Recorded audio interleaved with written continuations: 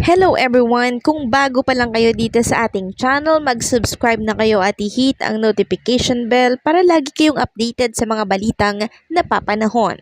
Welcome po sa Durs 2.0.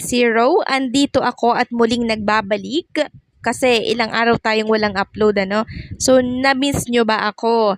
So, makabuluhan na naman ang ating tatalakayin ngayong araw dito sa ating update, no? At isa na nga sa ating pag-uusapan ay tungkol sa kinagulantang ng marami ang pag-alis ng isang programa po ng TV5. Ang tanong ng marami, bakit inalis ang programang ito? So bakit nga kaya? Mamaya sasagutin natin yan. At bukod pa nga dyan, atin ding pag-uusapan ng tungkol sa kapuna-puna at kapansin-pansin na paglagapak ng ilang programa po ng GMA Network. At bukod pa nga ito sa tahanang pinakamasaya na kung saan ay bagsak din po talaga. Mamaya pag-uusapan at ipapakita ko po sa inyo ang tungkol dito, and isama na din natin sa ating pag-uusapan ang naging statement ng isang pro tape na kung saan ay umiiyak na po dahil sa baba ng ratings ng tahanang pinakamasaya. So niloloko pa din niya ang sarili niya kahit na napakalinaw na lugmok na po sila ngayon.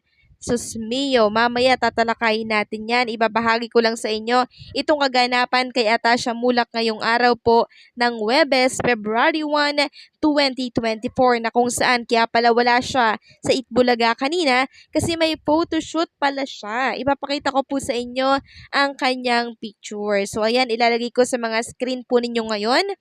Ayan no, talaga namang lumalagari po pala talaga si Atasha. Kaya pala wala siya kanina diyan sa Itbulaga. Sabi naman sa inyo meron siyang commitment na dapat tapusin. And I think para po sa bench ang photoshoot na ito. Hula ko lang naman ito. Samantalang si Bossing Vic Soto naman po, hindi pa malinaw kung anong dahilan ng pagkawala niya po kanina sa Itbulaga kahit na ito ay live.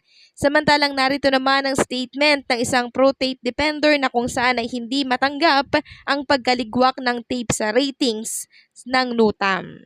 Kaya ang ginagawa niya po, niloloko niya na lang ang sarili niya kasama yung mga followers niya.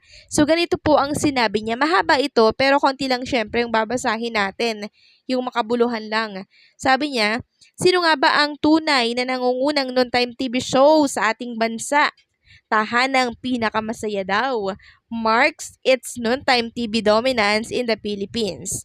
Matapos ang isang buwan at magpalit ng titulo, nananatiling nangunguna nationwide ang GMA noontime show na tahanang pinakamasaya daw. So hindi ba siya nangingilis or nahihiya? Nasabihin na nangunguna itong noontime show nila gayong lagi ng kakulputan. Simula po ng mabawi ng Tito Vic and Joey ang title na Itbulaga. Yun ang katotohanan, no? Ayon pa dito, ito ay base daw sa January 1 to 31, 2024 report ng Nielsen Fintam National Urban at Rural na monthly average daw ay nasa 3.88 kumpara sa mga napapanood lamang mostly sa urban areas na 3.12 ng ratings at 2.76 naman ng Itbulaga TV5. Ayon naman si Nielsen Artam, National Rural, nakakuha ng monthly average ang GMA noontime show ng 3.95 kumpara sa mga napapanood mostly sa urban areas lamang na 2.36 ng It's Showtime at 2.40 naman ng Itbulaga sa TV5.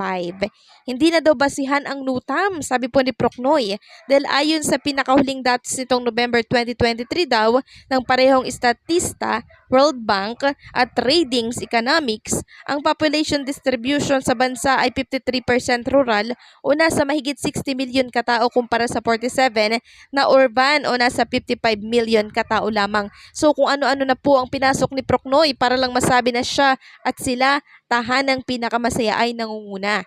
Pero Nutam po ang pinagbabasihan ng mga advertisers at ng lahat. So wala siyang magagawa kahit mag-iiyak pa siya dyan. Ang katotohanan, hindi niya na po mababago. Ang sa akin lang naman, saan po nangunguna itong tahanang pinakamasaya? Sa pagkakakulelat ba? Kasi ang alam ng marami kung sino po ang nangunguna talaga at hindi tahanan nila yun. No? So, matuto na lang sanang tanggapin yung katotohanan, Yan na lang yung kulang sa kanila ngayon eh, no? Samantalang narito naman ang ratings sa mga noontime show sa ating bansa na kung saan dito natin makikita kung dapat bang paniwalaan yang si Procnoy. So yung pinagyayabang po niya na nangunguna daw na noontime show sa ating bansa, 2.9% lang naman po ang ratings. Tapos sumunod sa pangalawa sa huli ay ang It's Showtime na merong 3.9 at ang Itbulaga kaunahan, nangunguna po. Sila yung totoong number 1 noontime show dito po sa ating bansa. Kasi sila lagi ang nangunguna sa ratings. So, asan yung nangunguna dyan, Procnoy? Baliktad ata yung mata mo, no? Tanggapin natin na Itbulaga ang number 1 noontime show dito sa ating bansa. Lahat alam yan. Ikaw na lang ata ang hindi. Samantalang, ang pagbaba naman po ng ratings ng tahan ng pinakamasaya, nadamay na din po ang TikTok Lock na pre-noontime show nilang programa sa GMA na kung saan ay sumadsad na po sa uno. So, ito po ipapakita ko po sa inyo, yung TikTok Lock pang 22 spot, 1.9. Yun po ang ratings ng TikTok Lock. Damay po sa pagbagsak no ng tahan ng pinakamasaya. So kung makikita niyo diyan, pang 30 ng Itbulaga 4.3% at pang 40 naman ng It's Showtime na may 3.9%. So itong ratings na to ay for January 30, 2024 po ha. And ganon din ang ilang prime time ng GMA, nilamon na din po ng TV5. So ito po ang pinakamataas na lang dito ay 24 oras. And alin ba to? Ito pang isa sa huli, no? So, the rest, programa na po ng TV5 na kung saan ay nangunguna or programa ng ABS-CBN na umeere po sa TV5. So, wala pang RPTV yan pero nauungusan na po sila ng TV5. Lalong lulubog ang kanilang programa pag yung mga prime time ilalagay na din sa RPTV. Kasi syempre, ang viewership mas tataas yan sa sanibwelsa po ng TV5 at RPTV. Samantalang pag-usapan naman natin ang tungkol sa isang show ng TV5 na tinanggal po sa TV5, ang 1PH. Marami po ang nagtatanong kung bakit inalis ang 1PH sa TV5. Ito po ay dahil upang bigyang daan ng RPTV, hindi naman yan totally tinanggal. Nilipat lang po nila yan. Yun nga lang, nakakapanibago yan kasi mag-a-adjust pa po tayo. Inilipat po ang 1PH sa Signal TV, Satellite TV, Channel 1, and Signal Play App. No, diyan po mapapanood ang 1PH. So, yun nga lang po, wala siya sa pre-TV na. Sundan na lang natin ang 1PH sa nasabi natin kanina, no, na Signal TV, Satellite TV, or Signal Play App. Marami pa po namang arrangement na magaganap. Marami pa po nating dapat abangan, no? At yan ay malalaman natin sa mga darating pa po na araw, okay?